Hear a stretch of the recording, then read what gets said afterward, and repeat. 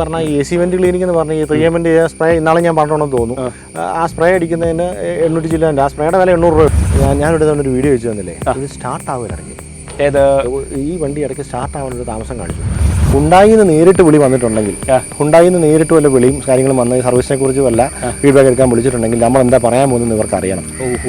അപ്പോൾ അതിനുവേണ്ടി ഇവർ വിളിക്കുന്നത്, അവർക്ക് കംപ്ലയിൻറ്റ്, അവർക്ക് ലിസ്റ്റ് കംപ്ലയിൻറ്റ് പോകരുത്. ഇവർ വിളിച്ചിട്ട് നമ്മളോട് ചോദിക്കും എന്തെങ്കിലും പ്രശ്നമുണ്ടോ? പ്രശ്നമുണ്ട് സാർ, ഇങ്ങോട്ട് പോരെ, ഷോറൂമിലോട്ട് പോരെ. ആ ഷോറൂമിൽ ചെന്ന് കഴിയുമ്പോൾ പ്രശ്നമില്ല. കുഴപ്പമില്ല സാർ, അത് കുഴപ്പമില്ല.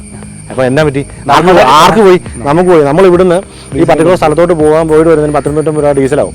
നമ്മൾ ചുമ്മാ അവിടെ പോയി അത്ര നേരം വെയിറ്റ് ചെയ്ത് അവരുടെ ലോഞ്ചിൽ വരുന്നത് ഇവന്മാരുടെ സമയം നോക്കി സാധനം അകത്ത് കയറി ഇറങ്ങി വരുന്നത്.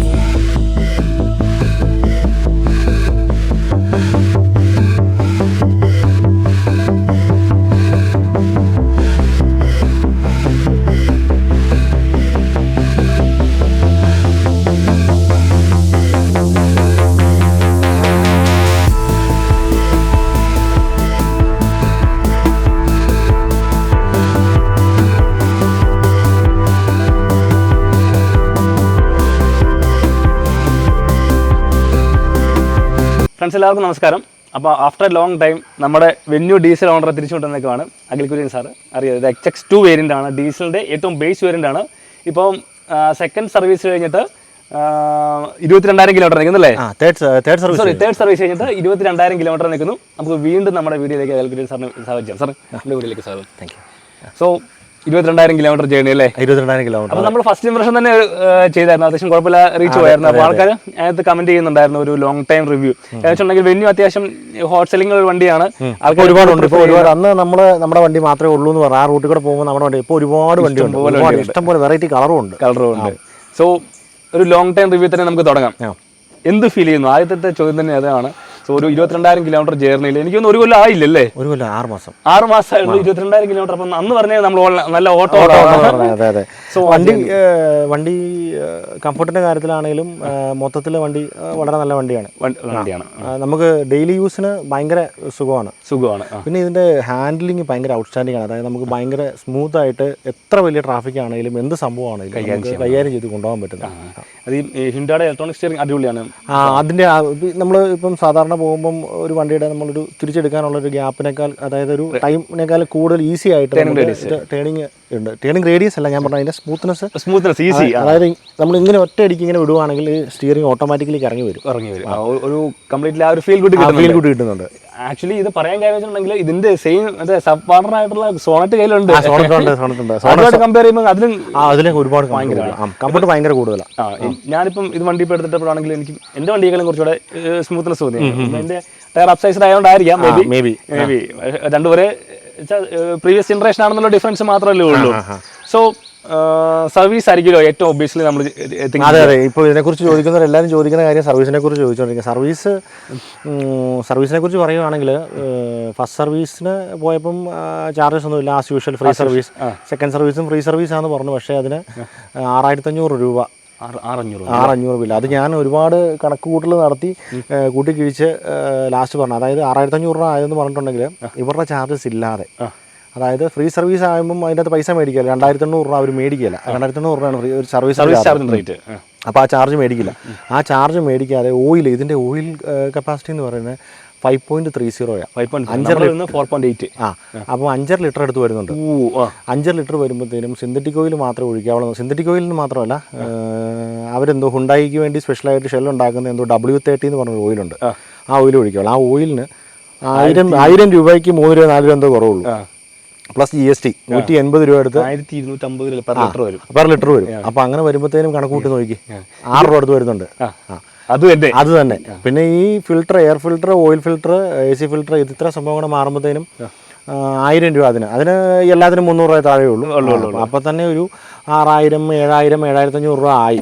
അപ്പോൾ അത്രയും രൂപ ആയി ബേസിക് ആയിട്ടുള്ള സംഭവം ചെയ്യുമ്പോൾ. പിന്നെ ഈ പറഞ്ഞ ഓയിലും ഇവർ പറയുന്ന ഓയിലും ഈ സംഭവം കൂടെ വെച്ച് കഴിഞ്ഞ് പിന്നെ ഇപ്പോൾ ഈ പെയ്ഡ് സർവീസിൻ്റെ പൈസയും കൂടെ വന്നു കഴിയുമ്പോൾ 10 രൂപ ആവും. മിനിമം 10 രൂപ. അത് നമ്മൾ അത്രയും സ്റ്റുണ്ടൈസ് ചെയ്ത് നിൽക്കുവാണെങ്കിൽ മാത്രം, അതായത് ബാക്കിയുള്ള ക്ലീനിങ്ങുകൾ അവോയ്ഡ് ചെയ്ത് ബേസിക് ആയിട്ടുള്ള കാര്യങ്ങൾ മാത്രം ചെയ്യുവാണെങ്കിൽ, അല്ലെങ്കിൽ ഇവർ ഈ എഞ്ചിൻ ബേ ക്ലീനിങ് അപ്പടി ഇപ്പിടി എന്ന് പറഞ്ഞാൽ ഇപ്പൊ ഏറ്റവും കൂടുതൽ ക്യാൻവാസിംഗ് ഉള്ളതാണ്. ഇപ്പൊ പുതിയ വണ്ടിയാണെങ്കിൽ, അതായത് സെക്കൻഡ് സർവീസിന് ചെല്ലുവാണെങ്കിൽ ഇന്റീരിയർ ക്ലീനിങ് നിങ്ങൾ പിടിക്കേണ്ട കാര്യമില്ല. ഇതൊന്നും ഇന്റീരിയർ ക്ലീനിങ് മാത്രമല്ല, ഈ പറഞ്ഞ AC വെന്റ് ക്ലീനിങ് എന്ന് പറഞ്ഞ ഈ 3M സ്പ്രേ ഇന്നാളെ ഞാൻ പറഞ്ഞോണെന്ന് തോന്നുന്നു. ആ സ്പ്രേ അടിക്കുന്നതിന് 800 ചില്ലാൻ്റെ, ആ സ്പ്രേയുടെ വില 800 രൂപ. നമ്മൾ മേടിക്കുകയാണെങ്കിൽ നമുക്കത് ഒരു 4-5 തവണ ഉപയോഗിക്കാം ചെയ്യാം. അപ്പോൾ അങ്ങനെ ഒരു ചെറിയൊരു ബുദ്ധിമുട്ടെന്നല്ല. അപ്പം ഒരു ചെറിയൊരു അറിയാൻ മേലാത്തവരെ ക്യാൻവാസ് ചെയ്യുന്നതിനേക്കാൾ കൂടുതലായിട്ട് നമ്മളിപ്പോൾ ഓപ്പണായിട്ട് പറയാൻ പറ്റിക്കും. പിന്നെ ഇപ്പം ഞാൻ പറയുകയാണെന്നുണ്ടെങ്കിൽ ഇപ്പം നിങ്ങൾ ചിലപ്പോൾ എന്നെ മണ്ടെന്ന് വിചാരിക്കുമ്പോൾ എനിവേ എൻ്റെ കൺസെപ്റ്റ് പറയുകയാണെങ്കിൽ ഞാനിപ്പോൾ എൻ്റെ വണ്ടി എടുത്തിട്ട് 30,000 കിലോമീറ്ററായി 4 സർവീസ് ചെയ്തു. ഞാൻ ഇതേവരായിട്ടും സിന്തറ്റിക്കലോട്ട് കൺവേർട്ട് ചെയ്തിട്ടില്ല. സിന്തറ്റിക് ഓയിൽ ആവശ്യമില്ല, ശരിക്കും ആവശ്യമില്ല. അതിപ്പം അതിനെക്കുറിച്ച് പറഞ്ഞു വന്നപ്പം ഇപ്പോൾ ഇങ്ങനെ അത് ഞാൻ ആദ്യം എറണാകുളത്തെ സർവീസിന് കൊടുത്തു കഴിഞ്ഞിട്ട് ഈ പൈസ ആവും. അപ്പോൾ ഞാൻ അവരോട് ചോദിച്ചു, ഇത്രയും പൈസ ഇവിടെ ഞാൻ എറണാകുളത്ത് വന്നുകൊണ്ടാണ് ഇത്രയും പൈസ ആയെന്ന് ചോദിച്ചു. അപ്പം ഒരു ലേഡി ആയിരുന്നു അഡ്വൈസർ. പുള്ളിക്കാരി പറഞ്ഞു, എറണാകുളത്ത് വരുന്നതിന് ചെറിയൊരു വ്യത്യാസം കാണും, സിറ്റി ആയതുകൊണ്ട് ഞങ്ങളൊരു വ്യത്യാസം, മെട്രോ സിറ്റി ആയതുകൊണ്ട് ചെറിയൊരു വ്യത്യാസം വരും എന്നോട് പറഞ്ഞു. അപ്പോൾ ഞാൻ കഴിഞ്ഞ തവണ ഞാൻ കൊടുത്തത് പാലായി കൊടുത്തു കഴിഞ്ഞപ്പോഴത്തേനും ഞാനിതിനെക്കുറിച്ച് റിസർച്ച് നടത്തി. ഇപ്പോൾ ഞാനൊന്ന് വിളിച്ചില്ലായിരുന്നു, എഞ്ചിൻ ഓയിലിൻ്റെ കേസ് ചോദിച്ച് വിളിച്ചില്ലായിരുന്നു. അപ്പോൾ എഞ്ചിൻ ഓയിൽ സാധാ ഓയിൽ ഒഴിച്ചാൽ കുഴപ്പമുണ്ടോ എന്നൊരു പഠനം നടത്തി. ഇപ്പം അതിനകത്ത് W20 എന്ന് പറഞ്ഞ ഓയിലുണ്ട്, അതിന് 500 രൂപ വിലയുള്ളൂ. അപ്പോൾ ആ ഓയിലാണെങ്കിൽ ഒഴിച്ചാൽ മതി എന്ന് പറഞ്ഞു. അവരെന്നെ വിളിച്ചപ്പോൾ ഞാൻ പറഞ്ഞു, അവരെന്നോട് ഇങ്ങോട്ട് പറഞ്ഞു 1000-ന്റെ ഡീസൽ മറ്റേ ഓയിൽ തന്നെ ഒഴിക്കണം, അതാണ് വണ്ടിക്ക് വാറണ്ടി അല്ലെങ്കിൽ പോവും എന്നെങ്കിലും പറഞ്ഞു. ഞാൻ പറഞ്ഞു, കുഴപ്പമില്ല, വാറണ്ടി പൊക്കോട്ടെ, ഞാൻ പുറത്ത് കൊടുത്തോളാം, ഞാൻ വണ്ടി പുറത്ത് കൊടുത്തോളാം, എന്നാ വരുമ്പോഴാണെങ്കിലും ഞാൻ ബാക്കി നോക്കിക്കോളാം എന്ന് പറഞ്ഞു. സാർ ഇത് ഇത്രയും പുത്തൻ വണ്ടിയല്ലേ, അപ്പം നമുക്കിത് ഇത്രയും പുത്തൻ വണ്ടിയല്ലേ എന്ന് പറഞ്ഞു. അത് എനിക്ക് കുഴപ്പമില്ലെന്നേ, അല്ല വേറെ ഓയിൽ നിങ്ങൾക്ക് ഇല്ലല്ലോ, നിങ്ങൾക്ക് വേറെ ഓയിൽ തരാനില്ലല്ലോ. അങ്ങനെ പറഞ്ഞു തന്നെ അവർ തിരിച്ച് പറഞ്ഞു, സാർ വേറൊരു BS6 ഓയിലുണ്ട് W20 എന്ന് പറഞ്ഞു. അത് തന്നെയല്ലേ ഞാൻ ആദ്യം ചോദിച്ചത്, W20 തന്നെയാണ്, അതൊഴിക്കാം. അതിന് എത്ര രൂപ വരുന്നത്? അതിന് 500 രൂപ താഴെ വരത്തുള്ളൂ എന്ന് പറഞ്ഞു. എന്നാൽ പിന്നെ ആയിക്കോട്ടെ, എന്നാൽ അത് നോക്കട്ടെ എന്ന് ചോദിച്ചു. അപ്പം പറഞ്ഞു ആയിക്കോട്ടെ, അത് മതി. 2000 അപ്പം മൊത്തം വരുമ്പോഴത്തേനും 2500 3000 രൂപ അടുത്ത് വരുന്നുള്ളൂ. 3000 രൂപ അടുത്ത് വരുന്നുള്ളൂ. അപ്പം 3000 രൂപയും പിന്നെ ഈ പറഞ്ഞ ഫിൽറ്ററുകൾ മാറുന്നതിന് 1000 രൂപയും ഫ്രീ സർവീസ് അല്ലേ. അപ്പം 4000 രൂപ പരിപാടി തീരും. ഇതിപ്പം എൻ്റെ ആദ്യ സർവീസിൽ മീൻസ് 20,000 സർവീസ് വന്നപ്പോൾ ഇത് തന്നെയായിരുന്നു. ഇപ്പം 30,000 സർവീസ് വന്നപ്പം അത് പറഞ്ഞു സിന്തറ്റിക് ഓയിൽ അല്ലാതെ പറ്റത്തില്ല എന്ന് പറഞ്ഞു. അപ്പം ഞാൻ പറഞ്ഞു, എനിക്ക് സിന്തറ്റിക് ഓയിൽ വേണ്ട, സിന്തറ്റിക് ഓയിൽ എനിക്ക് വേണ്ട, എനിക്ക് ആവശ്യമില്ല. ഇതിനു മുമ്പത്തെ ഞാൻ സിന്തറ്റിക് ഓയില്ല. കാര്യം നമ്മൾ 10,000, ഞാൻ എൻ്റെ വണ്ടി സർവീസ് ചെയ്യുന്നത് 9,000 കിലോമീറ്റർ ജേർണിയില്ല, 10,000-ല്ല. കാര്യം നമ്മൾ ഐഡിയലായിട്ടൊക്കെ ഇടാറുണ്ട് വണ്ടി ഇടയ്ക്ക് AC ഇട്ട്. ഞാനത് കഴിവതും ഒഴിവാക്കാറുണ്ട്. എവിടെയെങ്കിലും ഇട്ടിട്ട് AC ഇട്ടിരിക്കുന്ന പരിപാടി കഴിവതും ഒഴിവാക്കും. മാക്സിമം 5 to 10 മിനിറ്റ്സിക്കുള്ളിൽ ഞാൻ വണ്ടി സ്റ്റാർട്ടാക്കി ഇടത്തില്ല. പക്ഷെ എഞ്ചിൻ വർക്ക് ചെയ്തുകൊണ്ടിരിക്കുകയാണ്, അപ്പോൾ ഓയിലിന്റെ വിറകൊക്കെ വരും. സോ നമ്മളൊരു 9,000 പീരീഡിൽ ഞാൻ സർവീസ് ചെയ്യും. സോ അതിനകത്ത് ഈ സിന്തറ്റിക് ഓയിലിന്റെ കാര്യമില്ല, നമുക്ക് ലോങ് ടൈമിലായിട്ട് ആ ഓയിൽ യൂസ് ചെയ്യാന്നുള്ളതാണ്. ശരിക്കും സിന്തറ്റിക് ഓയിൽ 15,000 കിലോമീറ്റർ ഉപയോഗിക്കാന്ന് പറയുന്ന ആൾക്കാരുണ്ട്. അതിന് ഹീറ്റ് റെസിസ്റ്റന്റ് ആണ്. ഇതിനകത്ത് ഈ ഹീറ്റ് അഡാപ്റ്റ് ഇപ്പൊ ലോങ് ജേർണി ഉള്ളവർക്ക്, ഇവരിപ്പോൾ ക്യാൻവാസ് ചെയ്യുന്ന മറ്റൊരു കാര്യമാണ്, ലോങ് ജേർണി ഉള്ളവർക്ക് സിന്തറ്റിക് ഓയിൽ ഇടുവാണെങ്കിൽ എഞ്ചിൻ ഓവർ ഹീറ്റ് ആകുമ്പോഴാണ് കൂൾ. ഫാക്ട് ശരിയാണ്. പക്ഷെ അതിന് മാത്രമുള്ള അറ്റ് സെർട്ടൈൻ പോയിന്റിൽ നമ്മൾ എന്നാണെങ്കിൽ 150-200 കിലോമീറ്റർ സിംഗിൾ സ്ട്രെച്ചിൽ ഓടിക്കത്തില്ല, നിർത്തും. മാക്സിമം 100 കിലോമീറ്ററിൽ ഒരു ബ്രേക്ക് നമ്മൾ എടുക്കും നമ്മുടെ കേരളത്തിൽ. ഔട്ട് ഓഫ് കേരള ആണെങ്കിൽ ചിലപ്പോൾ നമ്മൾ വിട്ടടിച്ചു പോകും, സമയം കുറവാണ്. സോ ശരിക്കും പറഞ്ഞാൽ സിന്തറ്റിക് ഓയിലിന്റെ യൂസ് നമുക്ക് കുറവാണ്. പക്ഷെ മണ്ടത്തരമാണ് ആണെന്ന് നിങ്ങൾ പലരും പറയും, പക്ഷെ യാഥാർത്ഥ്യം ഇതാണ്. അല്ല, BS6 അത് ഇപ്പം അത് നമ്മളെ പറഞ്ഞ് പഠിപ്പിച്ചേക്കുന്നതിൻ്റെയാണ്. BS6 വണ്ടികൾക്ക് സിന്തറ്റിക് ഓയിൽ തന്നെ ഒഴിക്കണം, എന്നാൽ മാത്രമേ ശരിയാവുള്ളൂ. അതിപ്പം ഒരാളിപ്പോൾ ഈ വണ്ടി ഒരാൾ പുതുതായിട്ട് ആദ്യം എടുക്കുന്ന ഒരു ഡീസൽ വണ്ടിയാണെങ്കിൽ അയാളോട് ഇത് പറഞ്ഞാൽ അയാളുടെ മനസ്സിലോട്ട് കയറുന്നതാണ്. ഇതിന് മുന്നേ ഡീസൽ വണ്ടി ഉപയോഗിച്ച ആൾക്കാർക്ക് അത് കയറുകയില്ല, കാരണം അതിന്റെ ആവശ്യമില്ല. ഇപ്പം സാധാ ഇപ്പൊ ഈ 500 ഓയിലല്ല, ഞാൻ ഇച്ചിരൂടെ താന്ന സാധാ ഒരു ഓയിൽ മാരുതി ഇതിനു മുമ്പത്തെ ഡീസൽ മാരുതി ഉപയോഗിച്ചാണല്ലോ, മാരുതി ജനറേഷൻ ഉപയോഗിച്ച ആൾക്കാരോട് ഇത് പറയേണ്ട കാര്യമില്ല, വേണ്ട അതിന്റെ ആവശ്യമില്ല. കാരണം ഡിസൈറിനും ഈ പറഞ്ഞ പോലെ നമുക്ക് നേരത്തെ ഉണ്ടായിരുന്ന വണ്ടിയിൽ സിന്തറ്റിക് ഓയിൽ വേണമെന്ന് കമ്പനി എന്ന് പറഞ്ഞാൽ ആദ്യമേ ഒഴിച്ചു. അത് കഴിഞ്ഞാൽ 300 ലിറ്ററിന് വിലയുള്ള ഓയിലാണ് 2.5 ലക്ഷം കിലോമീറ്റർ വരെ ഓടിയത്. അപ്പോൾ എനിക്ക് ഓൾറെഡി കോൺഫിഡൻസ് ഉണ്ട്. പിന്നെ ഈ BS6 നോംസ് എന്ന് പറയുന്നത് ഓക്കെ ഫൈൻ, അതിനുള്ള സെൻസറുകളും കാര്യങ്ങളും ഒക്കെ ഇവർ ഫിറ്റ് ചെയ്യുന്നുണ്ട്. BS6 വരുമ്പോഴത്തേനാണ് എക്സോസ്റ്റ് നോംസിലോട്ടാണ് വരുന്നത്, അതായത് ഇൻ ടേംസ് ഓഫ് പൊല്യൂഷൻ. അല്ലാതെ BS6-ന്റെ എൻറ്റയർലി വേറെ ടെക്നോളജി ഡിഫറൻസ് ഒന്നും വരുന്നില്ലല്ലോ. അഡീഷണൽ ആയിട്ട് ഒരു കൺവേർട്ടർ വന്നിട്ടുണ്ട്, അതിന് ഡെഫ് വെച്ച് എക്സോസ്റ്റ് കളയുന്നുണ്ട്, സ്മെല്ലില്ല. ഇപ്പൊ ഇറങ്ങുന്ന ഡീസൽ വണ്ടികൾക്ക് ഒരു തരി സ്മെല്ലില്ല, അതൊരു അഡ്വാൻറ്റേജ് ആണ്. വേറെ പ്രശ്നങ്ങളൊന്നും, പക്ഷെ പ്രശ്നങ്ങളില്ലെന്ന് പറയാൻ പറ്റില്ല. അത് ഇപ്പം ഏറ്റവും കൂടുതൽ ഫസ്റ്റ് പറയാൻ ഉദ്ദേശിച്ചതാ, ഈ വണ്ടി എടുത്തു കഴിഞ്ഞ് ഞാനിവിടെ ഒരു വീഡിയോ വെച്ച് തന്നില്ലേ, ഇത് സ്റ്റാർട്ട് ആവില്ല ഇടയ്ക്ക്. ഈ വണ്ടി ഇടയ്ക്ക് സ്റ്റാർട്ട് ആവാനൊരു താമസം കാണിച്ചു. ഞാൻ ഒരു കാണിച്ചോട്ടെ, ഈ സ്റ്റാർട്ടിങ്ങിന് പറഞ്ഞുകൊണ്ടാണ്, അതായത് 2-3 പ്രാവശ്യം ക്രാങ്ക് ചെയ്ത് രണ്ടു പ്രാവശ്യമല്ല, അതിൽ കൂടുതൽ തവണ ക്രാങ്ക് ചെയ്ത് കഴിഞ്ഞ് വണ്ടി സ്റ്റാർട്ടാവുള്ളൂ. അങ്ങനെ ഒരു 5 തവണ എനിക്കിത് മേടിച്ച പിന്നെ ഫോർ രജിസ്ട്രേഷൻ ബോർഡ് ഉണ്ടായിരുന്നപ്പോൾ പോലും വന്നിട്ടുണ്ട്. ഞാൻ അന്നും പറഞ്ഞാൽ ചെറിയൊരു പ്രശ്നമുണ്ടെന്ന്. അപ്പം അത് റീസെൻ്റ്ലിയും വന്നു. ഞാൻ കൊണ്ടുപോയപ്പം അവർ പറഞ്ഞത് 2 ദിവസം വണ്ടി അവിടെ ഇടണം, ചെക്ക് ചെയ്യണം, മൊത്തം അഴിച്ച് പറിച്ച് വെച്ച് നോക്കണം എന്ന് പറഞ്ഞു. അപ്പോൾ പിന്നെ അത് കഴിഞ്ഞ് ഞാൻ പറഞ്ഞു കുഴപ്പമില്ല എന്ന് പറഞ്ഞ് ഞാൻ പോകുന്നു, അടുത്ത സർവീസ് നോക്കണം. അതിൻ്റെ ഇടയ്ക്ക് പിന്നെ വന്നില്ല. പിന്നെ അതിന് മുന്നേ O2 സെൻസറിന് കംപ്ലൈൻറ്റ് വന്നു. അതിന് വാണിംഗ് സിമ്പിൾ തെളിഞ്ഞു. ഇത് വന്നു, പുക വന്നില്ല, O2 സെൻസർ വാണിംഗ് വന്നു. പുകയുടെ കഴിഞ്ഞാൽ അത് ഞാൻ ഓർക്കുന്നില്ല കേട്ടോ. അപ്പോൾ ഈ O2 സെൻസറിൻ്റെ കേസ് വരുമ്പോഴത്തേനും ഈ സിമ്പിൾ അടിച്ചു, അത് ഞാൻ കൊണ്ടുപോയി കൊടുത്തു. അതൊരു അരമണിക്കൂർ നേരത്തെ പരിപാടി കൊണ്ട് അവർ ശരിയാക്കി തന്നു. അപ്പം അത് കഴിഞ്ഞ് ഞാനിപ്പം റീസെൻ്റ്ലി 2 തവണ ഷോറൂമിൽ പല ആവശ്യങ്ങൾക്കായിട്ട് പോയി. ഞാൻ പറഞ്ഞു സ്റ്റാർട്ടിങ്ങുകൾ വന്നു. അപ്പോൾ ഞാൻ അവിടുന്ന് ആൾക്കാർ സംസാരിക്കുന്നതിൻ്റെ അകത്തുനിന്ന് കേട്ടതാണ് ആ സെൻസർ, PM സെൻസർ എന്ന് പറഞ്ഞ സെൻസറുണ്ട്. PM സെൻസർ പോയ വണ്ടി, O2 സെൻസർ പോയ വണ്ടി എന്ന് പറഞ്ഞ് അവരിങ്ങനെ 1-2 തവണ കാറ്റഗറൈസ് അങ്ങനെ അവർ പറയുന്നത് ഞാൻ കേട്ടു. ആ പാർട്സ് വന്നില്ലേ എന്ന് പറഞ്ഞു ചോദിക്കുന്നത്. അപ്പം അപ്പോൾ ഞാൻ ഇതിനെക്കുറിച്ചൊന്ന് അത് കേട്ടപ്പോൾ ഞാൻ ഈ PM സെൻസർ എന്താണെന്നും O2 സെൻസർ എന്താണെന്നും ഡീറ്റെയിൽ ആയിട്ട് നോക്കി. അപ്പോൾ ഇതിന് കംപ്ലൈൻറ്റ് വരും. ഇതാണ് BS6 വണ്ടികളുടെ മെയിൻ പ്രശ്നം. അതാണ് ഈ സാധനങ്ങൾക്ക് കംപ്ലൈൻറ്റ് വരും. ഇതിന് വില കാണിക്കുന്നത് ആഫ്റ്റർ മാർക്കറ്റ് കാണിക്കുന്ന 3500 രൂപ തൊട്ട് കമ്പനി വരുമ്പോഴത്തേനും 10,000 12,000 രൂപ വരെ എന്നൊക്കെയാണ് കാണിക്കുന്നത്. എനിക്ക് അതിൻ്റെ കറക്റ്റ് സ്പെസിഫിക് ആയിട്ടുള്ള റേറ്റ് അറിയത്തില്ല. പക്ഷേ ഇത്രയും പൈസയുടെ വ്യത്യാസം വരും. അതായത് വാറണ്ടി പീരീഡ് കഴിഞ്ഞിട്ടുണ്ടെങ്കിൽ, വാറണ്ടിയെക്കുറിച്ച് ഞാൻ പറയാം. അപ്പം ഈ പറഞ്ഞ വാറണ്ടി പീരീഡ് കഴിഞ്ഞിട്ടുണ്ടെങ്കിൽ എങ്ങനെയാണെന്നുള്ള കാര്യം നമുക്ക് അറിയത്തില്ലല്ലോ. ഈ സാധനം പോയിട്ടുണ്ടെങ്കിൽ നമുക്ക് ഇതിൻ്റെ പുറകെ പിന്നെ അത് മാറ്റി വെച്ച് ഇതിന് പാർട്സ് കിട്ടുമോ? ഇതിൻ്റെ ഫുൾ എക്സോസ്റ്റ് സിസ്റ്റം 1.5 ലക്ഷം രൂപ അടുത്ത് വില വരുന്ന കേസല്ല. അപ്പം അങ്ങനെ ഒരു ടെൻഷനും ഉണ്ട് ഇതിൻ്റെ അകത്ത്. അതായത് എനിക്കിത് ടെൻഷൻ വരാൻ കാരണം എന്ന് വെച്ചിട്ടുണ്ടെങ്കിൽ ഓട്ടമില്ലാത്ത വണ്ടികൾക്കാണ് തീർച്ചയായിട്ടും ഇതിന് പ്രശ്നം, ക്ലോഗിങ് ഇങ്ങനത്തെ കാര്യങ്ങളും വരുന്നത്. എൻ്റെ വണ്ടിക്കാണ് നിർത്താതെ ഓട്ടം, കാല് കൊടുത്തു വിടുന്ന വണ്ടിയാണ്, ഇത്ര സ്പീഡിൽ പോകുന്ന വണ്ടിയാണ്, ഇത്ര ഇരപ്പിച്ച് പോകുന്ന വണ്ടിയാണ്. കാരണം സമയം ഈ രാവിലെ പോയി വരുന്ന ആയതുകൊണ്ട് വിട്ടു പോകുന്നതുകൊണ്ട് ഇത്രയും. പക്ഷേ ഇങ്ങനെ ഓടുന്ന വണ്ടിക്ക് കംപ്ലൈൻറ്റ് വരത്തില്ലെന്നാണ് ഇവർ പറഞ്ഞത്. കാരണം ഓട്ടമുള്ള വണ്ടിക്ക് ഇത് വരത്തില്ലെന്ന് പറഞ്ഞത്. 50 കിലോമീറ്റർ ഈ ബ്ലോക്ക് ഇല്ലാതെ ഓടുന്ന വണ്ടി, 20 കിലോമീറ്റർ ബ്ലോക്കിൽ ഓടുന്നുള്ളൂ, 50 കിലോമീറ്റർ ബ്ലോക്ക് ഇല്ലാതെ രാവിലെ ഓടുന്ന വണ്ടിയാണ്. അപ്പോൾ ഇത് വരേണ്ട സാധ്യതയില്ല, DPF ഇഷ്യൂസ് വരാനുള്ള സാധ്യതയേ ഇല്ല. അപ്പം അതുമായിട്ട് റിലേറ്റഡ് ആയിട്ടുള്ള സാധനമാണല്ലോ ഇത് രണ്ടും, ഈ സെൻസറുകൾ രണ്ടും. അപ്പോൾ അതിന് ഈ O2 സെൻസറിന് ആദ്യം തന്നെ ഒരു 20,000 കിലോമീറ്റർ ആവുന്നതിന് മുന്നേ അതിൻ്റെ അകത്ത് വാണിംഗ് സിമ്പിൾ വന്നാൽ കുറച്ചുകൂടെ ആയി കഴിയുമ്പോൾ ഇതിന്റെ സിസ്റ്റം എങ്ങനെയാണെന്ന് നമുക്ക് കണ്ടറിയണം. ജനറലി ഇതിന് O2 സെൻസർ എല്ലാ വണ്ടികൾക്കും ഉണ്ട്.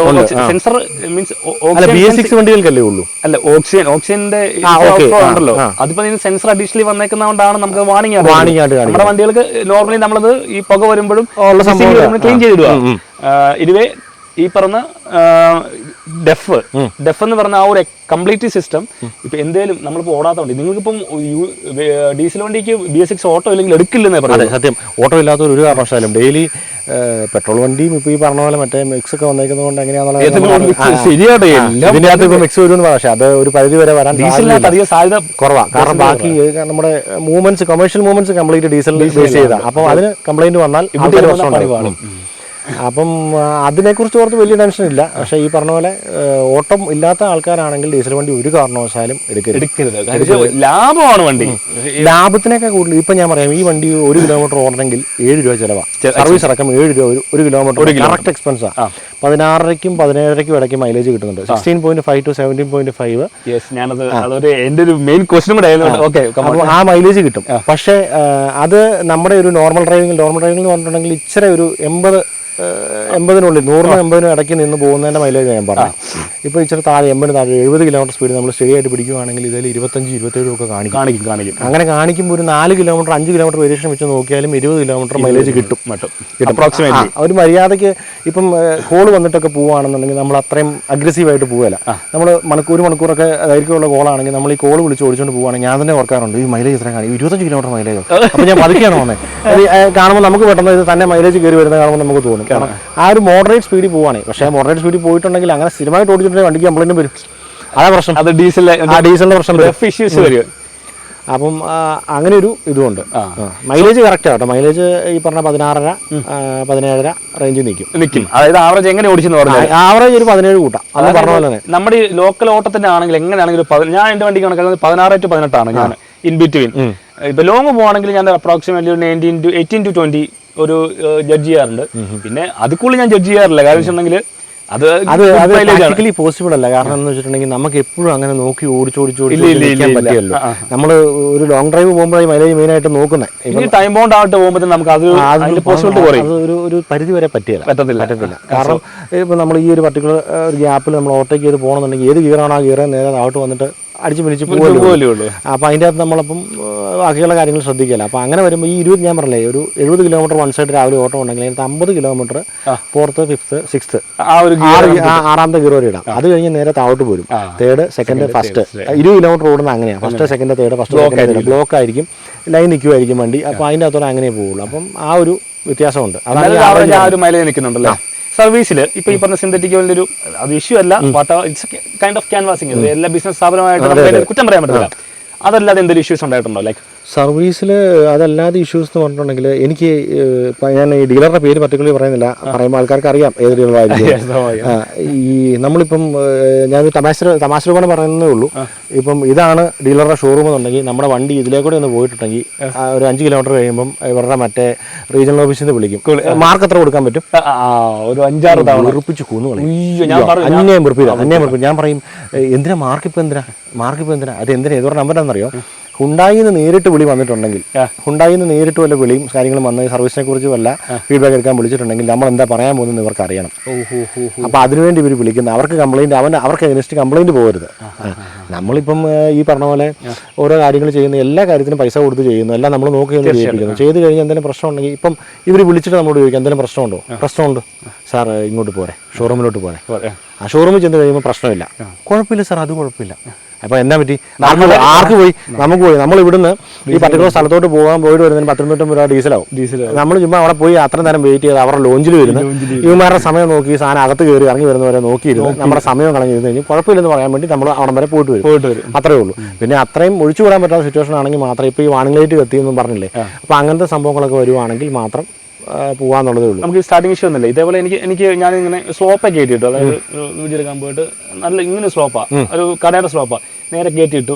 ഞാനത് വീഡിയോ എടുത്തിട്ട് ഇറങ്ങിയിട്ട് എനിക്കിപ്പോൾ 5-6 പ്രാവശ്യം ക്രാങ്ക് ചെയ്ത് ഫുൾ ക്രാങ്ക് ചെയ്തിട്ട് വണ്ടി സ്റ്റാർട്ട് ആകുന്നില്ല. അപ്പത്തിനാണെങ്കിൽ എനിക്കൊരു വിഷയമുണ്ട്. ഇപ്പം ക്രാങ്ക് ചെയ്ത് ഫുൾ ക്രാങ്ക് നമ്മൾ വണ്ടി സ്റ്റാർട്ട് അടിച്ച് നമ്മളൊരു 4-5 പ്രാവശ്യം നമുക്ക് സ്റ്റാർട്ടർ ഇറങ്ങാൻ നമുക്ക് ഫീൽ ചെയ്യില്ലോ. ആ ഫീൽ ചെയ്തിട്ട് വണ്ടി സ്റ്റാർട്ട് ആകാൻ നമ്മൾ ഓട്ടോമാറ്റിക്കായിട്ട് നമ്മൾ തന്നെ ആ കൈ വലിക്കും. നമ്മൾ കണ്ടിന്യൂസ് താല്പര്യമില്ലല്ലോ. അപ്പത്തിനാണെങ്കിൽ വണ്ടിയിൽ കാണിക്കും നമ്മുടെ ഓട്ടോ സ്റ്റാർട്ട് സ്റ്റോപ്പിന്റെ ഗ്രീൻ വരുമല്ലേ, ആ ഗ്രീൻ യെല്ലോയിഷ് ആയിട്ട് കാണിക്കും. അതായത് ആ വണ്ടി സ്റ്റാർട്ട് ആയാലും ഒരു 4 ക്രാങ്ക് കഴിഞ്ഞിട്ട് വണ്ടി സ്റ്റാർട്ട് ആയാലും യെല്ലോയിഷ് കാണിക്കും. അതെന്നാന്ന് അറിയത്തില്ല. പിന്നെ അതേപോലെ ഇതുപോലെ ഫുള്ളി വണ്ടി സ്റ്റാർട്ട് ആകുന്നേ ഇല്ല. ഞങ്ങള് വണ്ടി ഇപ്പൊ ഞാൻ പതുക്കെ സ്ലോപ്പിൽ നിന്ന് വണ്ടി ഇറക്കി നേരെ ഇട്ടു. മേ ബി അങ്ങനെ എനിക്കും ഞാനും ഒരു തവണ എനിക്ക് അങ്ങനെ ഫീൽ ചെയ്തു. കാരണം ഇവിടെ ഇന്റർലോക്കയില് കേട്ടിട്ട് ഒരു ടയർ പൊങ്ങി ഇങ്ങനെ ചെരിച്ചിട്ടിട്ട് വണ്ടി ചെരിഞ്ഞ് കിടക്കുമ്പോൾ സ്റ്റാർട്ട് ആവാനാണ് ബുദ്ധിമുട്ടെന്ന് അങ്ങനെ 2 തവണ അടിച്ചപ്പോൾ അങ്ങനെ കാണിച്ചു. അത് കഴിഞ്ഞ് നിരപ്പായിട്ടുള്ള സ്ഥലത്ത് വെച്ച് 2 തവണ കാണിച്ചു. അപ്പൊ അതിന്റെ അല്ലെന്ന് എനിക്ക് മനസ്സിലായി. പിന്നെ ഞാൻ ഓർത്തു ഡീസൽ ഇടയ്ക്ക് ഞാൻ ഈ ഡീസൽ കറക്റ്റ് വക്കയിലെത്തുമ്പോഴേ അടിക്കുകയുള്ളൂ. നമുക്ക് കറക്റ്റ് കിലോമീറ്റർ അറിയാം, ഇത്ര ഒഴുക്കി പോകുമ്പോൾ എത്ര രൂപ ഇന്ധനം ആവും നമുക്കറിയാം. അപ്പൊ ഇന്ധനം കറക്റ്റ് ആയിട്ടേ അടിക്കുകയുള്ളൂ.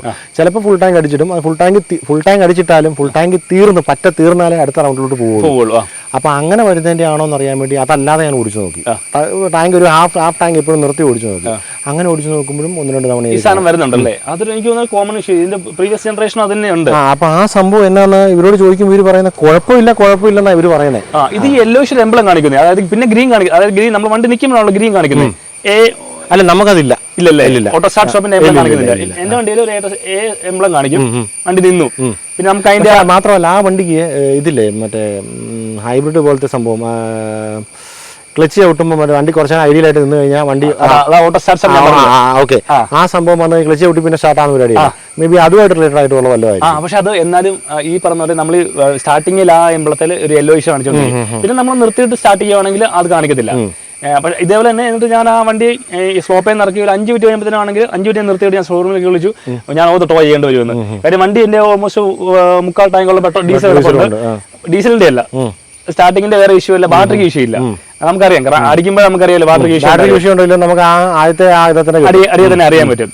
ഞാൻ 3 പ്രാവശ്യം അടിക്കാൻ പറ്റത്തില്ല, ബാറ്ററി ഇഷ്യൂ ഉണ്ടല്ലോ. അപ്പൊ അവരെ വിളിച്ചു, ഒരു 10 മിനിറ്റ് ഞാൻ ചുമ്മാ ഒന്ന് സ്റ്റാർട്ടാക്കി വേണ്ടി ചേട്ടായി. അതുപോലെ തന്നെ ഇത് ആ പ്രശ്നം തന്നെയാണ്.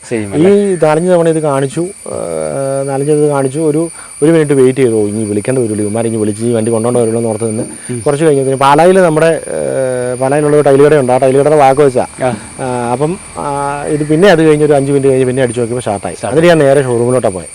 അപ്പം ഹിസ്റ്ററി പോലും ഇല്ലേ. അപ്പം ഇതിനകത്ത് പ്രശ്നം എന്ന് വെച്ചിട്ടുണ്ടെങ്കിൽ ഞാൻ ഇവരോട് പറഞ്ഞു, ഇപ്പോൾ ഈ ഷോറൂമിനെ കുറിച്ച് ചോദിച്ചുകൊണ്ട് പറഞ്ഞാൽ, സർവീസിനെ കുറിച്ച് ചോദിച്ചുകൊണ്ട് പറഞ്ഞാൽ ഇവരോട് ഇത് സിസ്റ്റത്തെ കയറ്റാൻ ഞാൻ പറഞ്ഞു. ഈ പ്രശ്നം വന്ന് സിസ്റ്റത്തെ കയറണമെന്ന് പറഞ്ഞു. അപ്പം അത് പറ്റിയല്ല. അങ്ങനെ ചെയ്യാൻ പറ്റില്ല. കംപ്ലൈൻറ്റ് റെക്കഗ്നൈസ് ആയി എന്തെങ്കിലും പോയിട്ടുണ്ടെങ്കിൽ മാത്രമേ ഇത് കയറ്റാൻ പറ്റുള്ളൂ എന്ന് അവർ പറഞ്ഞു. അതായത് എൻ്റെ വണ്ടിക്ക് ഇങ്ങനെ ഒരു മിസ്സിങ് വന്നൊരു പ്രശ്നം വന്നു, ഇത് നിങ്ങളുടെ സിസ്റ്റത്തിലോട്ട് ആക്കാൻ പറഞ്ഞു. കാരണം ഭാവിയിൽ ഇതിൽ രണ്ടാമത് കുറച്ചുനാൾ കഴിഞ്ഞ് ഇത് എന്തെങ്കിലും ഒരു കാര്യത്തിന് വന്നിട്ടുണ്ടെങ്കിൽ അപ്പം എന്തെങ്കിലും നോട്ട് ചെയ്യാത് ഇവർക്കും അത് റിലേറ്റബിൾ ആണ്. കാരണം ഇങ്ങനെ സംഭവമായിട്ട് വന്നിട്ടുണ്ട്, അത് നോട്ടഡ് ആയിട്ട് അത് ചെയ്യാൻ പറ്റില്ല. അല്ല, വണ്ടി അതിൻ്റെ അകത്ത് കയറി ഇത് അഴിച്ചു പറിച്ച് നോക്കി കംപ്ലീറ്റ് സെറ്റ് ആയി കഴിഞ്ഞാൽ ഇത് പറ്റുള്ളൂ. അപ്പം ഈ പറഞ്ഞ പുതിയ വണ്ടി എടുത്തു, നമ്മളിപ്പോൾ 2 ദിവസം വണ്ടി കൊണ്ട് കൊടുക്കുന്ന പറഞ്ഞാൽ 2 ദിവസം നമ്മുടെ ഓട്ടം മൊത്തം അവതാളത്തിലാവും. അതിനനുസരിച്ച് വ്യത്യാസം വരും. 2 ദിവസം കൊണ്ട് ഇത് കിട്ടിയില്ലെങ്കിലോ കിട്ടത്തില്ല. 2 ദിവസം എന്ന് പറഞ്ഞാൽ സാറേ 1 ദിവസം കൂടെ വേണമെന്ന് പറഞ്ഞാൽ പിന്നെ 3 ദിവസമായി. അങ്ങനെ സംഭവിച്ചിട്ടുണ്ട്, വേറെ വണ്ടികളിൽ അങ്ങനെ സംഭവിച്ചിട്ടുണ്ട്. അപ്പോൾ അതുകൊണ്ട് അതിൻ്റെ കാര്യത്തിലുണ്ട്. പിന്നെ കഴിഞ്ഞ തവണ സർവീസിന് പോയപ്പോൾ ഒരു ഇഷ്യൂ പറ്റിയെന്ന് വെച്ചിട്ടുണ്ടെങ്കിൽ ഞാൻ അവരെ കൊണ്ട് ആദ്യമേ അലൈൻമെൻറ്റ് ചെയ്യാൻ എറണാകുളത്തിനോട് പറഞ്ഞാൽ 1500 രൂപ പ്ലസ് ടാക്സ് ആണ്. അപ്പോൾ അവർ പറഞ്ഞ് ബാലൻസിങ് ചെയ്യും. അതിൻ്റെ ആവശ്യമില്ല, 10,000 കിലോമീറ്റർ എന്നെ ബാലൻസിങ് ചെയ്യാൻ സാധനം റൊട്ടേറ്റ് ചെയ്തിട്ടുള്ള കേസേ ഉള്ളൂ. വെട്ടി ചെയ്യുന്നുണ്ടെങ്കിൽ നമുക്ക് അറിയാം, കാണുമ്പോൾ നമുക്ക് മനസ്സിലാവും. ആക്ച്വലി ഇവർക്ക് 2200 ഈ ലിസ്റ്റിനകത്ത് 4 വീൽ അയച്ച് ടയർ നോക്കണം. അപ്പൊ അതിനോട് ടയർ തിരിച്ചിട്ടാൽ മതി, അത് ചെയ്താൽ മതി. അപ്പോൾ അത് കഴിഞ്ഞ് രണ്ടാമത് എന്താ പാലായിലുള്ള നമ്മുടെ അഡ്വൈസർ ഒരു നല്ല വലിയ കുഴപ്പമില്ലാത്തൊരു ആളാണ്. ഇവിടെ ഈ വിളക്കുമരുന്നുള്ളൊരു പുള്ളിയാണ്. അപ്പം ആ പുള്ളി അത്യാവശ്യം സഹകരിക്കുന്ന രീതിയിലാണ് വണ്ടി നോക്കിയത്. അപ്പം ഇതിന് പ്രശ്നം പറ്റിയെന്ന് പറഞ്ഞിട്ടുണ്ടെങ്കിൽ ഞാൻ റൊട്ടേറ്റ് ചെയ്യാൻ വേണ്ടി വേറൊരു സ്ഥലത്ത് കൊണ്ടുവന്നപ്പം ഇവിടെ സർവീസ് കഴിഞ്ഞ് ഇറങ്ങിയിട്ട് ഞാൻ റൊട്ടേറ്റ് ചെയ്യാൻ വേണ്ടി വേറെ സ്ഥലത്ത് കൊണ്ടുവന്നപ്പോൾ അവർ പറഞ്ഞത് അഴിക്കാൻ പറ്റിയാൽ ഇതേ മൊത്തം ഗ്രീസ് തേച്ചേക്കുമെന്ന് പറഞ്ഞു. നെട്ടേ മുഴുവൻ ഗ്രീസ് തേച്ചേക്കുമെന്ന് പറഞ്ഞു. ഇവരുടെ അടുത്ത് വന്നപ്പോൾ ഞാൻ ഇതിനെക്കുറിച്ച് ഒരു ജസ്റ്റ് ഒരു സ്റ്റഡി നടത്തിയപ്പം ഈ വീലിനെട്ടെ ഒരു കാരണവശാലും ഗ്രീസ് തേക്കരുത്. ഗ്രീസ് തേച്ചാൽ ഈ സാധനം പൊട്ടിപ്പോവും. കുറച്ച് കഴിഞ്ഞ് തിരിക്കുമ്പോൾ പിരിവെട്ടിപ്പോയി സാധനം പൊട്ടിപ്പോവും. നട്ട് പോകും. ഒരു നട്ടിന് 250 രൂപ വിലയാണ്. അപ്പോൾ ത്രെഡ് പോയാൽ അതും പണിയാണ്. അപ്പോൾ 4 നട്ട് പറഞ്ഞെങ്കിൽ ഒരു ടയറിന് 1000 രൂപ ആവും. അപ്പം ഈ പറഞ്ഞ സംഭവമായിട്ട് ഞാൻ ചെന്നു. എന്ന് കഴിഞ്ഞപ്പോൾ അവർ അഴിച്ചിട്ട് പറഞ്ഞു കുഴപ്പമില്ല, ഇതിന് കുഴപ്പമില്ല, ചൂടായതുകൊണ്ടാണ്. ഞാൻ പറഞ്ഞു ഗ്രീസ് തേച്ചോ നിങ്ങൾ? ഗ്രീസ് തേച്ചിട്ട് സാറേ ഇടുന്നത്, ഗ്രീസ് ഒന്ന് ജസ്റ്റ് ഇങ്ങനെ തൊടുകയുള്ളൂ എന്നോട് പറഞ്ഞു. ഗ്രീസ് തേക്കാൻ പാടില്ല. ശരിക്കും ടെക്നിക്കലി പറയുവാണെങ്കിൽ ഗ്രീസ് തേക്കാൻ പാടില്ല. ഈ വീൽ അപ്പോൾ ആൾക്കാർ നോക്കുമ്പോൾ ഒരു നട്ടല്ലേ എന്ന് ഓർക്കും. നട്ട് ഇത് എല്ലാത്തിലും തേച്ചിട്ട് ഇതെല്ലാം പിരിവെട്ടി പോയിട്ടുണ്ടെങ്കിൽ 4000 രൂപ ആവും. 4 സംഭവത്തിനോട് പറഞ്ഞു തൊട്ടാ കാശ. അപ്പോൾ ഈ പറഞ്ഞ അങ്ങനത്തെ പ്രശ്നങ്ങളുണ്ട്. അങ്ങനെ സർവീസുമായിട്ട് റിലേറ്റഡ് ആയിട്ട് പറയുവാണെങ്കിൽ എനിക്ക് പൊതുവേ ആ ഒരു സ്മൂത്ത്നെസ് ഇല്ല. തൃപ്തികരമല്ലെന്ന് പറഞ്ഞിട്ടുണ്ടെങ്കിൽ വണ്ടി കഴുകുന്നത് ഇവരുടെ കഴുക്ക് അടിപൊളിയാണ്. നല്ല ഭംഗിയായിട്ട് കഴുകി തരും. അത്യാവശ്യം വൃത്തിയൊക്കെ ഉണ്ട്, കുഴപ്പമില്ല. പുതിയ വണ്ടി ആയതുകൊണ്ടായിരിക്കും കേട്ടോ. കുറച്ച് ഇച്ചോടെ ഒന്ന് ഓടിക്കഴിയുമ്പോൾ എങ്ങനെയാണ് സിറ്റുവേഷൻ മാറുമായിരിക്കും. അത് കൊള്ളാം. പിന്നെ ഈ എഞ്ചിൻ ഓയിലിൻ്റെ കേസ് അത് പറഞ്ഞത്, അതും ഈ പറഞ്ഞ പോലെ നമ്മൾ അങ്ങോട്ട് നെഗോഷിയേറ്റ് ചെയ്തതുകൊണ്ട് അതൊരു ടിപ്പായിട്ട് ഇപ്പോൾ ഈ വണ്ടിയുള്ളവർക്ക് എടുക്കാം. നിങ്ങൾക്ക് അതേപോലെ താല്പര്യം ഉണ്ടെങ്കിൽ മാത്രം നിങ്ങൾ സിന്തറ്റിക് ഓയിൽ യൂസ് ചെയ്യുക. ഇപ്പം അതേപോലെ താല്പര്യം എന്ന് പറഞ്ഞിട്ടുണ്ടെങ്കിൽ ഇപ്പം സപ്പോസ് നമ്മളിപ്പോൾ ഈ പറഞ്ഞ 300-ൻ്റെ 500-ൻ്റെ ഓയിൽ ഒഴിച്ചാലും ഈ പറഞ്ഞ പോലെ വിഷു പറഞ്ഞ പോലെ ഒരു 9000 കിലോമീറ്റർ ആകുമ്പോൾ അങ്ങ് മാറിയേച്ചാൽ മതി. ഒത്തിരി അങ്ങ് വലിപ്പിക്കാൻ നിൽക്കണം. അതങ്ങ് ചെയ്താൽ മതി. അത് അങ്ങനെ ചെയ്താൽ പോലും ലാഭമാണ് മാത്രം മതി. പിന്നെ ഇതിന് ഇപ്പം ബേസ് മോഡൽ വണ്ടി ആയിരുന്നതുകൊണ്ട് ഇതിന് ക്യാമറ ഇല്ലായിരുന്നു. ഇപ്പം എന്നോട് ചോദിച്ചില്ല, ബേസ് ക്യാമറ. ഇപ്പം വണ്ടി എടുത്തത് നവംബർ മാസം എടുത്തു. ഇതിപ്പോൾ ജൂലൈ മാസമായില്ലേ, ഇതുവരെയായിട്ട് ഇതിൻ്റെ ക്യാമറ വന്നിട്ടില്ല. ക്യാമറ ഉണ്ട്. ക്യാമറ കുഴപ്പമില്ല. ഇതിനൊരു ഒരു കപ്ലറോ എന്തൊരു സാധനമുണ്ട്, കണക്ട് ചെയ്യുന്ന ഒരു ഡിവൈസ് ഉണ്ട്. ആ ഡിവൈസ് ഇല്ലെന്നാണ് പറയുന്നത്. നമുക്ക് പുറത്തുകൊണ്ട് കണക്ട് ചെയ്യാനും പറ്റത്തില്ലല്ലോ. പുറത്തില്ല. ഞാൻ പുറത്തുകൊണ്ടേ നോക്കി. എന്നാൽ പിന്നെ എല്ലാവരും ആട്ടം പുറത്ത് പോയി ആരും ചെയ്യല. അതാ പ്രശ്നം. ക്യാമറ ഇല്ലാതെ ഓടിക്കാൻ പറ്റില്ലാത്ത ആൾക്കാരുണ്ട്. എൻ്റെ പല ആൾക്കാരും ഇത് ഓടിക്കുന്നില്ലെന്ന് ചോദിക്കുമ്പോൾ പറയുമ്പോൾ റിവേഴ്സ് എടുക്കാനുള്ള സെറ്റപ്പ് ഇല്ലെങ്കിൽ പറ്റിയില്ല, ആറ്റവും സംഭവങ്ങളൊന്നും അറിയത്തില്ലെങ്കിൽ ഭയങ്കര ബുദ്ധിമുട്ടാണെന്ന് പറയുന്ന ആൾക്കാരുണ്ട്. എൻ്റെ അമ്മ ഡ്രൈവ് ചെയ്യുന്ന അപ്പോൾ പുള്ളിക്കാരി ഓടിക്കില്ല. പുള്ളിക്കാരിക്ക് ഇത് റിവേഴ്സ് ക്യാമറ ഇല്ലെങ്കിൽ തൊടുകയില്ല. 360 എന്തെങ്കിലും ഒരു സംഭവം പുറകിലുണ്ടെങ്കിൽ ഈ പറഞ്ഞ ക്യാമറ ഉണ്ടെങ്കിൽ വലിയൊരു ഉപകാരം. അത് കിട്ടാത്തതും തരാത്തതും വലിയൊരു ഡ്രോബാക്കാണ്. ഇത്ര നാളായിട്ട് 6 മാസമായിട്ടൊരു കസ്റ്റമറിന് സാധനം കിട്ടിയില്ലെന്ന് പറഞ്ഞിട്ടുണ്ടെങ്കിൽ. പിന്നെ ഇപ്പോൾ കഴിഞ്ഞ തവണ പോയപ്പം ഈ വൈസർ ഈ സാധനം കിട്ടി. ഇതിൻ്റെ മാച്ചിങ് ആണെന്ന് പറഞ്ഞു വന്നു. ഇത് വന്നിട്ടുണ്ടെന്ന് പറഞ്ഞു വന്നു.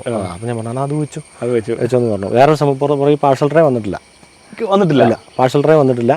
ഈ പറഞ്ഞ ക്യാമറ ഫിറ്റ് ചെയ്യാനും പറ്റിയിട്ടില്ല. അത്യാവശ്യം വേണ്ട സംഭവങ്ങളൊന്നുമില്ല.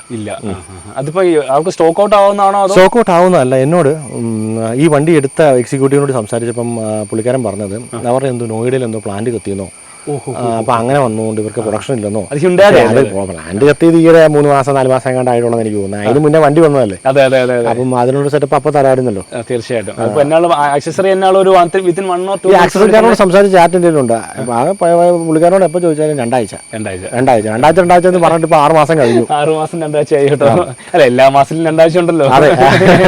അതുപോലെ ഈ പറഞ്ഞ പോലെ അങ്ങനെ ഒരു ഇഷ്യൂ ഉണ്ട്. പിന്നെ എല്ലാം കൊണ്ടും ഇതിനെക്കുറിച്ച് വണ്ടിയെക്കുറിച്ച് ഇപ്പോൾ ഇച്ചിരി ടെക്നിക്കൽ പാർട്ടായിട്ട് പറയുകയാണെങ്കിൽ വണ്ടി എല്ലാം കൊണ്ടും ഒരു സാധാരണക്കാരന് ഉപയോഗിക്കാൻ പറ്റിയ വണ്ടിയാണ്. ഈ പറഞ്ഞ സർവീസ് കോസ്റ്റ് നമ്മളെ കൺട്രോളിൽ നിർത്തി നമുക്ക് അറിയാമെങ്കിൽ, അതായത് ഇതിനെക്കുറിച്ചുള്ള പണികളും ഇതിൻ്റെ സംഭവങ്ങളും അറിയാമെന്നുണ്ടെങ്കിൽ ഒരു സാധാരണക്കാരൻ എന്തുകൊണ്ടും പറ്റിയ വണ്ടിയാണ്. പണ്ട് സ്വിഫ്റ്റ് എടുത്തുകൊണ്ടിരുന്ന ആൾക്കാർക്ക്, ഡീസൽ സ്വിഫ്റ്റ് എടുത്തുകൊണ്ടിരുന്ന ആൾക്കാർക്ക് ഞാനിപ്പോൾ സജസ്റ്റ് ചെയ്യുവാണെങ്കിൽ ഇത് ഡീസൽ വെന്യൂ ഇല്ലല്ലോ. അപ്പോൾ പണ്ട് ഇപ്പോൾ ഒരു ഓപ്ഷനായിട്ട് വെക്കാം. ഒരു 11.5 ലക്ഷം രൂപയ്ക്ക് നമുക്ക് എന്തുകൊണ്ടും വാല്യൂ ഫോർ മണി ആയിട്ട് കൊണ്ടു നടക്കാം. കുഴപ്പമില്ല. ഡീസൽ വണ്ടി, അതായത് ഇപ്പം EV സ്നേഹിക്കുന്ന ആൾക്കാർ പറയും EV ലാവും, EVക്ക് ചിലപ്പോൾ 2 രൂപയ്ക്ക് ചിലപ്പോൾ 1 കിലോമീറ്റർ ഓടുമായിരിക്കും. ഇതിന് 7 രൂപ ആവും. പക്ഷേ അത് രണ്ട് കാറ്റഗറിയാണ്. മൈൻഡ് സെറ്റ് ഡിഫറൻ്റ് ആണ്. അപ്പോൾ അങ്ങനെ നോക്കുകയാണെങ്കിൽ ഡീസൽ വണ്ടി പ്രണയിക്കുന്ന ആൾക്കാർക്ക് എന്തുകൊണ്ടും കറക്റ്റായിട്ടുള്ള ഒരു ഓപ്ഷനാണ്. ഇപ്പം ഇത് പെട്രോൾ വണ്ടിയായിട്ട് എന്താണ് ഡിഫറൻസ് ചോദിച്ചിട്ടുണ്ടെങ്കിൽ ഇതേ സ്ഥാനത്ത് ഒരു 10 to 12 അല്ലേ മൈലേജ് പെട്രോൾ വണ്ടിക്ക് ഒരു മൈലേജ് അല്ലേ ഉദ്ദേശിച്ചത്? അല്ല, എക്സ്പെൻസ് ഒരു പൈസ അത്രയും. അതിനും ഇതുപോലെയൊക്കെ തന്നെയൊക്കെ കാണുള്ളൂ. ഒരു 8 രൂപ 9 രൂപയൊക്കെ ആവുള്ളൂ. 2 രൂപ വ്യത്യാസമൊക്കെ 2 രൂപ 3 രൂപ വ്യത്യാസം. 10 രൂപ കൂട്ടിക്കും. 10 രൂപ ആ ഒരു റേഞ്ച് വരും റണ്ണിങ് എക്സ്പെൻസ്. പിന്നെ നമുക്ക് ഇത് ലോങ് ടൈമിൽ ഉപയോഗിക്കുമ്പോൾ ഉള്ള ഒരു ബെനിഫിറ്റ്സ് ആണ്. പിന്നെ യാത്രാസുഖം, പവറും യാത്രാസുഖവും അത് നമുക്ക് ഇതിൻ്റെ അകത്ത് ഒഴിച്ചുകൂടാൻ പറ്റാത്ത ഈ ഡീലറുടെ ഭാഗത്തെ സംഭവങ്ങൾ, ഇതിൻ്റെ ചിലവുകളൊക്കെ ഇതെല്ലാം നമ്മൾ മാറ്റി നിർത്തിയിട്ട് ഇത് മാത്രം നോക്കിയാൽ നമുക്ക് ഈ വണ്ടി ഇഷ്ടപ്പെടും. കാരണം അത്രയും സുഖമാണ്. ഇത് പോയി വരാൻ അത്ര സുഖമാണ്. ബാക്ക് സൈഡ് സീറ്റ് ഇപ്പം നമ്മുടെ ആ വെന്യൂല്ലേ അതിനേക്കാൾ കൂടുതൽ ഇടയുണ്ട് ഇതിന്. ഇത് 3 പേർക്ക് വളരെ കംഫർട്ടബിൾ ആയിട്ടിരിക്കാം. സസ്പെൻഷൻ നല്ല ഒരു കുഴപ്പമില്ല. അതായത് അന്ന് ഞാൻ പറയുന്നത് സസ്പെൻഷൻ ഭയങ്കര സുഖമാണ്. ആ ഒരു സ്റ്റിൽ അത് മെയിൻറ്റെയിൻ ചെയ്യുന്നുണ്ട്. ഇപ്പൊ 21,000 കിലോമീറ്റർ ഞാൻ അത്യാവശ്യം ഹമ്പ് ചവിട്ടുകയില്ല. അങ്ങനത്തെ ഇപ്പം നമ്മളിപ്പം ഒരു വഴിക്ക് പോവുകയാണെങ്കിൽ നമ്മൾ അവിടെ നിർത്തി ചവിട്ടിയെടുത്ത് കയറി പോകുന്ന പരിപാടിയൊന്നും അതാ പണ്ടും അങ്ങനെ തന്നെയാണ്. ഹമ്പ് വരുമ്പം ആ ചെറിയ സ്പീഡ് അങ്ങ് ചെറുതായിട്ട് ലൈറ്റായിട്ട് ബ്രേക്കെല്ലാം തൊടുകയുള്ളൂ, ചാടി എടുത്ത് പോകുള്ളൂ. അപ്പോൾ അങ്ങനെ പോകുമ്പോൾ സാധാരണഗതിയിൽ എനിക്ക് പഴയ വണ്ടിക്ക് സ്ഥിരം പണി വന്നിട്ട് സസ്പെൻഷൻ ഞാൻ പറഞ്ഞിട്ടുണ്ട്. അപ്പോൾ അങ്ങനെ റിലേറ്റഡ് ആയിട്ട് നോക്കുമ്പോൾ ഇതുവരെയായിട്ട് ഇതിന് അങ്ങനെ ഒരു റിലേറ്റഡ് ആയിട്ട് സംഭവം അതേപോലെ തന്നെ ഈ പറഞ്ഞ ഇങ്ങനെ ഓടിക്കുമ്പോഴും പുറകിരിക്കുന്നവർക്ക് ആ ഒരു മടുപ്പ് മടുപ്പില്ല. പക്ഷേ ഈ നമ്മുടെ ഇപ്പോഴത്തെ റോഡുകളെല്ലാം റബ്ബറൈസ് റോഡാണ്. അപ്പോൾ അതിൻ്റെ വ്യത്യാസമുണ്ട്. പക്ഷേ റബ്ബറൈസ് റോഡ് അല്ലാതെ ഇപ്പോൾ നമ്മളൊരു പോക്കറ്റ് റോഡ് കയറുക, ഇപ്പം ഇച്ചിരി മുഴപ്പുള്ള റോഡിൽ കൂടെ പോവുകയാണെങ്കിൽ അതിപ്പോൾ ഏത് വണ്ടിയാണെങ്കിലും വരും. ആ ഒരു ചാട്ടമുണ്ട്. അതിനുള്ള ഒരു പക്ഷെ വണ്ടി ഓടിക്കുന്ന ആൾക്ക് ഒരു പ്രശ്നമില്ല. ഓടിക്കുന്ന ആൾ എന്തുകൊണ്ടും രാജാവാണ്. ഒരു വിഷയമില്ല. അത് മറ്റേ വണ്ടിയായിട്ട് ഇങ്ങോട്ട് മാറിയപ്പോൾ എനിക്ക് ഭയങ്കര സങ്കടമായിരുന്നു. കാരണം അതിൻ്റെ ഒരു സുഖത്തിന് കിട്ടുമോ, ഓവർടേക്ക് ചെയ്യുമ്പോഴും ബാക്കി കയറുമ്പോഴും ഇടയ്ക്ക് ഇങ്ങനെ വെച്ച് പോകുമ്പോഴും ഒക്കെ നമുക്ക് കറക്റ്റ് കിട്ടും. അതെല്ലാം മാച്ചാവും. പിന്നെ ഇപ്പോൾ ടയർ മൈലേജ് ഞാൻ കൃത്യമായിട്ട് നോക്കിക്കൊണ്ട് മോണിറ്റർ ചെയ്തുകൊണ്ടിരിക്കുന്നത്. ടയറിന് എത്ര കിട്ടുമെന്ന്. ടയർ ഇപ്പം 21,000 ആയിട്ടും വലിയ വ്യത്യാസമില്ല. 40 അല്ല 50 ഓടും. ഞാൻ 5000 കിലോമീറ്റർ ഓടുമ്പോഴാണ് ടയർ റൊട്ടേറ്റ് ചെയ്യുന്നത്. 5,000 ബാലൻസ് ചെയ്യാൻ മറ്റേ ബാക്കി അലൈൻമെന്റ് പരിപാടിയൊന്നുമില്ല. റൊട്ടേറ്റ് ചെയ്തുകൊണ്ടിരിക്കുക. അതാണ് ഇതിൻ്റെ അത് മെയിൻ സംഭവം. റൊട്ടേറ്റ് ചെയ്തുകൊണ്ടിരിക്കുക. കറക്റ്റ് ആയിട്ട് തേഞ്ഞോളൂ. എല്ലാം ഈക്വൽ ആയിട്ട് തേഞ്ഞു കഴിഞ്ഞാൽ സംബന്ധിച്ച് ഒരു 50,000 കിലോമീറ്റർ 60,000 കിലോമീറ്റർ വരെ കിട്ടുക, മാക്സിമം യൂട്ടിലൈസ് ചെയ്യുക, എന്നിട്ട് മാറുക എന്നുള്ളതേ ഉള്ളൂ. അപ്പോൾ അങ്ങനെ നോക്കുമ്പോൾ വലിയ കുഴപ്പമില്ലെന്ന് തോന്നുന്നു. സീറ്റിന് ടയറായി കിടക്കുന്നത് മറ്റേ സോണറ്റിന് കിടക്കുന്ന സീറ്റിന് ടയർ തന്നെയാണ്. അത് ഞാൻ രണ്ടാമത് ഇട്ടതാണ്. ആ സോണറ്റിന് എനിക്ക് 40,000 കിലോ 35,000 36,000 കണ്ടേ കിട്ടുള്ളൂ, മൈലേജ് കിട്ടുള്ളൂ. എനിക്ക് തോന്നുന്നു എൻ്റെ വണ്ടിക്ക് എത്ര കിട്ടുള്ളൂ എനിക്ക് തോന്നുന്നു. അത് നമ്മൾ ഇപ്പം നമ്മുടെ ഇവിടെ എന്ന് പറയുമ്പോൾ ഈ പാലാ സൈഡ് എന്ന് പറയുമ്പോൾ ഇച്ചിരി ഒരു ഹൈ റേഞ്ച് പോലത്തെ സെറ്റപ്പുകൾ ഉണ്ടല്ലോ. കയറ്റവും ഇറക്കങ്ങളും സംഭവം ഈ വഴിക്ക് വരുമ്പോൾ ഇത് കുത്തനെ ഒരു കയറ്റമല്ലേ. അപ്പോൾ അങ്ങനെയുള്ള ആൾക്കാർക്ക് തേയ്മാനം കുറച്ച് കൂടുതലായിരിക്കും. പിന്നെ ഇവിടുന്ന് എറണാകുളം പോകുമ്പം കയറ്റവും ഇറക്കവും ഒരുപാടുണ്ട്. അപ്പോൾ അങ്ങനെ വരുമ്പം അതിൻ്റെ ഒരു തീരുമാനം കൂടുതൽ വരും. നേരെ മറിച്ച് ഇപ്പം ഒരാൾ പറഞ്ഞ ആ ടയർ ഗുരു പുള്ളി പറയുന്നത് കേട്ടതാ, ഇന്നോവ ടയർ 1 ലക്ഷം കിലോമീറ്റർ കിട്ടുന്ന ആൾക്കാരുണ്ട്. 1 ലക്ഷം കിലോമീറ്റർ കിട്ടുന്ന ആൾക്കാരുണ്ട്. ആന്ധ്രയിലൊക്കെയുള്ള വണ്ടിക്ക് 1 ലക്ഷം കിലോമീറ്റർ. അവിടെ റോഡിൻ്റെ അല്ലേ? അവിടെ നിരപ്പാ കയറ്റമില്ല. അവിടുത്തെ ഡ്രൈവിംഗ് സ്റ്റൈലും അവിടുത്തെ നിരപ്പും കാരണം 1 ലക്ഷം കിലോമീറ്റർ ഇന്നോവ ടയർ കിട്ടുന്ന ആൾക്കാരുണ്ട്. ഇപ്പം നെക്സോൺ ഇവിടെ നമ്മുടെ കേരളത്തിൽ നെക്സോൺ 1 ലക്ഷം കിലോമീറ്റർ കിട്ടുന്ന ആൾക്കാരുണ്ട്. എനിക്ക് നേരിട്ട് അറിയാവുന്ന ആളുണ്ട്. എൻ്റെ ഓഫീസിലുള്ള വണ്ടിക്ക് തന്നെ 1 ലക്ഷം കിലോമീറ്റർ ടയർ കിട്ടിയ വണ്ടിയുണ്ട്.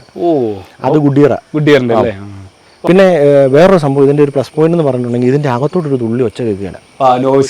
എന്നാ ഒച്ച പുറത്ത് വന്നാലും ഒരു സംഭവമില്ല. എയർ ടൈറ്റ് ആ ഡിക്കി അടയ്ക്കുമ്പോൾ നമുക്ക് മനസ്സിലാവും. ഇതിൻ്റെ അകത്തോട്ടൊരു സൗണ്ടും വരത്തില്ല, ഭയങ്കര എയർ ടൈറ്റ് ആയിട്ട് ഈ വണ്ടി ഉണ്ടാക്കിയിരിക്കുന്നത് കംപ്ലീറ്റ് മൊത്തം. എഞ്ചിന് നല്ല സൗണ്ട് ഉണ്ട്, എഞ്ചിന് അത്യാവശ്യം സൗണ്ട് ഉണ്ട്, പക്ഷെ വണ്ടിക്കകത്ത് കയറി ഈ സൗണ്ട് ഒന്നുമില്ല. ഇതിന്റെ എഞ്ചിൻ റൂം ഭയങ്കര കൺസീൽഡ് ആണ്. അപ്പോൾ അതുകൊണ്ട് അതിൻ്റെ ഒരു സുഖമുണ്ട്. അത് വണ്ടി ഓടിക്കുമ്പോൾ അത് ഞാൻ ആദ്യമേ ഒന്നും അതിനെക്കുറിച്ച് എനിക്ക് അത്രയും ഞാൻ വിശ്വസിച്ചിരുന്നില്ല ഈ സംഭവം. വണ്ടി ഈ സൗണ്ട് കേട്ട് ഓടിക്കണമെന്നായിരുന്നു എൻ്റെ കൺസെപ്റ്റ്. പക്ഷേ ഈ സൗണ്ട് ഇല്ലാതെ ഓടിക്കുന്നത് ഭയങ്കര സുഖമാണ്, മടുപ്പ് ഭയങ്കര വ്യത്യാസമുണ്ട്.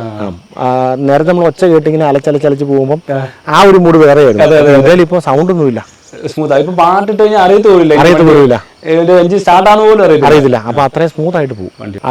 അടുത്ത കാറ്റഗറി വെച്ച് നോക്കുമ്പോൾ ഇപ്പോൾ കഴിഞ്ഞ തവണ ഞാൻ പറഞ്ഞു എനിക്ക് ഈ താല്പര്യമില്ലെന്ന് പറഞ്ഞു. ഒരിടയ്ക്ക് ഞാനിപ്പം ഈ ആദ്യത്തെ സർവീസ് കഴിഞ്ഞപ്പോൾ ഞാൻ പറഞ്ഞില്ലേ 6500 രൂപ കൊടുത്തു. അത് കഴിഞ്ഞ് അടുത്ത സർവീസിന് എന്നോട് ആ ലേഡി അഡ്വൈസർ പറഞ്ഞു 12500 രൂപ ആവുന്നതാണ്, 12,500 ആവുന്നതാണ്. അപ്പം ഞാൻ ഓർത്ത് എൻ്റെ പണി നമുക്ക് കൊടുത്തേക്കാം, കൊടുത്തിട്ട് ഇ വി വല്ലതും എടുത്തേക്കാം. ഇനി ആൾക്കാർ പറഞ്ഞു കേട്ടിട്ട് എല്ലാവരും എന്നോട് ചോദിച്ചു നീ എന്നെ ഇ വി എടുക്കാത്ത എന്നോട് ചോദിച്ചു. ഇത്ര ഓട്ടോ ഉള്ളത് എനിക്ക് ഇ വി എടുത്താൽ പോരായിരുന്നു എന്ന് പറഞ്ഞാൽ എനിക്കത് കേൾക്കുമ്പോൾ മാനസികമായിട്ടൊരു ബുദ്ധിമുട്ടുണ്ടായിരുന്നു. ഇത് മണ്ടത്തരമായി പോയത് ഇനി. അപ്പം പിന്നെ ഞാൻ ഓർത്ത് ഏതായാലും എടുത്തു, ഇനി ഏതായാലും പഴുന്നോർത്ത് വെച്ച് കാണാം. 1,00,000 കിലോമീറ്റർ അല്ലെങ്കിൽ 2,00,000 കിലോമീറ്റർ ഓടിച്ചിട്ടേ കൊടുക്കും. പിന്നെ ഇ വി എടുത്തിട്ടുണ്ടെങ്കിൽ ഇ വിയുടേതായ പ്രശ്നങ്ങൾ വേറെ ഉണ്ട്. സ്വാഭാവികമായിട്ടും ടയറിന്റെ തേയ്മാനം കൂടുതലാണ്, അങ്ങനെ സെൻസർ ഇഷ്യൂസ് അങ്ങനെ സംഭവങ്ങളുണ്ട്. അല്ല ഇനി അങ്ങോട്ട് ഇപ്പൊ ആൾക്കാർ മനസ്സിലാക്കേണ്ടത് ഒരു വണ്ടി മേടിക്കുമ്പോൾ അതുമായിട്ട് റിലേറ്റഡ് ആയിട്ട് ഒരുപാട് കാര്യങ്ങൾ വരും. അഡ്ജസ്റ്റഡ് ആവുക എന്നുള്ളത് മാത്രമേ ഉള്ളൂ. പണ്ടത്തെ പോലെ ഒരു 400 വന്നു, ആൾട്ടോ വന്നു, വാഗണാർ വന്നു, സ്വിഫ്റ്റ് വന്നു, ഇതിനൊന്നും നമ്മൾ ഈ പറഞ്ഞ ഒരു വീട്ടിൽ മേടിച്ചിട്ട് ഒരു തലമുറയ്ക്ക് ഉപയോഗിക്കാനുള്ള സാധനം ഉണ്ടായിരുന്നു, കുറവായിരുന്നു. അപ്പോൾ സംഭവങ്ങളില്ലായിരുന്നു. സാധാരണക്കാരൻ ഒരു മിഡിൽ ക്ലാസ് ഫാമിലിയുടെ റേഞ്ചിലുള്ള വണ്ടികളുടെ കാര്യമാണ് ഞാൻ പറയുന്നത്. അപ്പോൾ അങ്ങനെ വരുമ്പം അവർക്കത് ഉപയോഗിക്കാനുള്ള സെറ്റപ്പ് ഉണ്ടായിരുന്നു, കുഴപ്പമില്ലായിരുന്നു. വല്ലപ്പോഴും ഒരു സർവീസിന് പോയി, ഓയിൽ ചേഞ്ചിന് പോയി നമുക്ക് പുറത്തൊരു വർക്ക്ഷോപ്പിലാണെങ്കിൽ കൊണ്ടുപോകാം. പക്ഷേ ഇനിയിപ്പോൾ നമുക്ക് അങ്ങോട്ട് അത് നമ്മൾ പ്രതീക്ഷിക്കേണ്ട. ഒരു വണ്ടി മേടിച്ചാൽ വണ്ടിക്ക് ബേസിക് ആയിട്ടുള്ള മെയിൻ്റനൻസ് വരും. ഇലക്ട്രിക് ആണെങ്കിലും ഡീസൽ ആണെങ്കിലും പെട്രോൾ ആണെങ്കിലും നമ്മൾ പൈസ നല്ലപോലെ മുടക്കേണ്ടി വരുന്നുണ്ട്. പെട്രോൾ ആണെങ്കിൽ ഓട്ടം കുറവായിരിക്കും. പക്ഷേ ഇപ്പോൾ ഞാൻ ഈ വീണ്ടും പറഞ്ഞതെന്ന് വെച്ചിട്ടുണ്ടെങ്കിൽ ഈ എത്തനോളിൻ്റെ മിക്സ് വന്നേക്കുന്നത് കൊണ്ട് അതിൻ്റെ അകത്ത് അതും ഈ പറഞ്ഞ പോലെ ഫ്യൂച്ചറിൽ എന്താണെന്ന് കൂടി വരുവാണെങ്കിൽ നമ്മുടെ വണ്ടികൾ അതെങ്ങനെയാണ് അക്സെപ്റ്റ് ചെയ്യാൻ പോകുന്നത് നമുക്ക് അറിയത്തില്ലല്ലോ. കുഴപ്പമില്ലെന്നാണ് ഗവൺമെൻറ് പറയുന്നത്. അപ്പം കുഴപ്പമില്ലായിരിക്കും. ഇതിപ്പോൾ പൈസ വെച്ചിട്ട് കുറച്ച് കൊടുക്കും. ഇപ്പം എൻ്റെ അഭിപ്രായത്തിൽ അത് വന്നതിൻ്റെ കാര്യത്തിൽ എനിക്ക് നല്ല കാര്യം, നമ്മുടെ എക്കണോമിക്ക് വേണ്ടിയാണ് ചെയ്യുന്നത്, വളരെ നല്ല കാര്യം. അപ്പം ഇപ്പം 2 ടൈപ്പ് സാധനം കൊടുക്കണം. അതായത് ഫുൾ പെട്രോൾ ആയിട്ടുള്ളതും പിന്നെ അല്ലാതെ ഈ മിക്സ് വരുന്നതും കൂടിയ മിക്സ് ഉള്ളതും ആൾക്കാർക്ക് ഇഷ്ടമുള്ള ആൾക്കാർ ചൂസ് ചെയ്യാനുള്ള ഒരു ഓപ്ഷൻ കൊടുക്കണം. അത് മാത്രമേ ഉള്ളൂ. ഇതിന് ഒരിക്കലും പൈസ കുറഞ്ഞ, അതായത് ഓരോ കാറ്റഗറി വൈസ്. ഇപ്പോൾ പഴയ വണ്ടി ഞാൻ പറയാം, ഒരു വിൻറ്റേജ് വണ്ടി പെട്രോൾ, ഒരു വില്ലീസ് പെട്രോൾ പണ്ടത്തെ മോഡലുള്ള ഒരാൾക്ക് ഇപ്പോൾ ഈ മിക്സ് വരുമ്പോഴത്തേനും ആ പുള്ളിയുടെ വണ്ടി എങ്ങനെ റിയാക്ട് ചെയ്യുമെന്ന് നമുക്ക് അറിയത്തില്ലോ. അപ്പോൾ അവർക്കത് ഉപയോഗിക്കാൻ വേണ്ടിയുള്ള സംഭവം അത് വിദേശ രാജ്യത്തൊക്കെ അങ്ങനെ ഉണ്ട്. ഓരോ ഗ്രേഡ് സാധനങ്ങളുണ്ടല്ലോ. അപ്പോൾ ഗ്രേഡ് അനുസരിച്ച് കൊടുത്താൽ ഒരു വണ്ടി മേടിക്കാൻ മുമ്പ് ആ വണ്ടിയെക്കുറിച്ച് പൂർണ്ണമായിട്ടും പഠിക്കുക. ഞാൻ 1 വർഷം എടുത്ത് ഇതിനെക്കുറിച്ച് ഡീറ്റെയിൽ ആയിട്ട് പഠിച്ചിട്ട് എന്ത് കാര്യം ചെയ്യുള്ളൂ. അപ്പോൾ ആ ഡീറ്റെയിൽ ആയിട്ട് പഠിച്ചിട്ട് ഇതിൻ്റെ വരുമ്പരായികളും കൂടി ഒന്ന് അറിഞ്ഞിരിക്കുക. എന്നിട്ട് പോലും ഇത്രയും പഠിച്ചിട്ട് പോലും ഇതിന് 5.5 ലിറ്റർ ഓയിൽ വേണമെന്നുള്ള കാര്യം ഞാൻ പഠിച്ചില്ല. അത് ആ വലിയ ഓട്ടം നോക്കുന്ന ആൾക്കാർക്ക് പണി കിട്ടുമെന്ന് പറയുന്നത് അതും അതിൻ്റെ ഒരു ഭാഗമാട്ടോ. അപ്പോൾ 5 ലിറ്റർ ഓയിലാണെന്ന് ഇനി കണ്ടായിരുന്നു ഞാനിത് മേടിക്കാറില്ല ആ സമയത്ത്. അപ്പോൾ അങ്ങനെ ഞാൻ ചിന്തിക്കുകയുള്ളൂ. 5 ലിറ്റർ ഓയിൽ എന്ന് പറഞ്ഞാൽ ഈ സിന്തറ്റിക് ഓയിൽ ഒഴിക്കണം എന്ന് ഇവർ സ്ഥിരമായിട്ട് പറഞ്ഞാൽ എന്നാ ചെയ്യും? കാരണം 3 മാസം കൂടുമ്പോൾ ഞാൻ ഈ പൈസ കൊടുക്കണം. 3 മാസം കൂടുമ്പോൾ എനിക്ക് 14 കിലോമീറ്റർ 3 മാസം കൂടുമ്പോൾ. 1 വർഷം എന്ന് പറയുമ്പോഴത്തേനും അപ്പം 4 സർവീസ് എന്ന് പറയുമ്പോഴത്തേനും അപ്രോക്സിമേറ്റ്ലി ഇപ്പം പെയ്ഡ് സർവീസിലോട്ട് പോകണേ 40,000 രൂപ അടുത്ത് 1 വർഷം വരും. അത് കമ്പാരിറ്റീവ്ലി ശകലം കൂടുതലാണ്. പക്ഷേ വണ്ടി നല്ലതായതുകൊണ്ട് നമുക്കൊന്നും പറയാനില്ല. വണ്ടി എൻജോയ് ചെയ്ത് ഓടിക്കാം. വണ്ടിയുടെ കാര്യത്തിൽ നമുക്ക് 100% ഗ്യാരണ്ടി കൊടുക്കാം. വണ്ടി അതായത് നമ്മൾ ഓടിക്കുന്ന കാര്യത്തിലും ഇരിക്കുന്ന കാര്യത്തിലും ഫ്യൂൽ എക്കണോമിയുടെ കാര്യത്തിലും എല്ലാം കമ്പാരിറ്റീവ്ലി. ഇപ്പം പൈസ ഡീസലിന് കൂടിയേക്കുന്നതുകൊണ്ട് ഇച്ചിരി ശതമാനം കൂടുതല. നേരത്തെ ഡിസൈർ ആയിരുന്നപ്പോൾ 750 രൂപയ്ക്ക് പോയിക്കൊണ്ടിരുന്നു ഒരു ദിവസം. ഇതായപ്പം 850 രൂപ ആയിരുന്നു. അതിപ്പം 900 രൂപ കഴിഞ്ഞു. ഓരോ ദിവസം കൂടിക്കൊണ്ടിരിക്കുന്നുണ്ട്. അതിപ്പോൾ ഇനി ഇങ്ങനെ പൈസ കൂടിക്കൊണ്ടിരിക്കുകയാണെങ്കിൽ ഡീസൽ വില കൂടുകയാണെങ്കിൽ 1000 രൂപ ആവുമായിരിക്കും. പക്ഷെ എന്നാലും നമുക്ക് അതിനനുസരിച്ചുള്ള കംഫർട്ട് വണ്ടി വരുന്നുണ്ട്. പിന്നെ ക്ലച്ച് ഈ പറഞ്ഞ പോലെ ഇപ്പം അതിനെക്കുറിച്ച് കൂടെ പറയുവാണെങ്കിൽ ക്ലച്ച് ഇപ്പോഴും ആ മേടിച്ച ആ ഒരു സുഖം തന്നെ ഇപ്പോഴും ക്ലച്ചിനുണ്ട്. ഡിഫറൻസ് ഒന്നും സ്റ്റാർട്ടിങ്ങിൽ അത്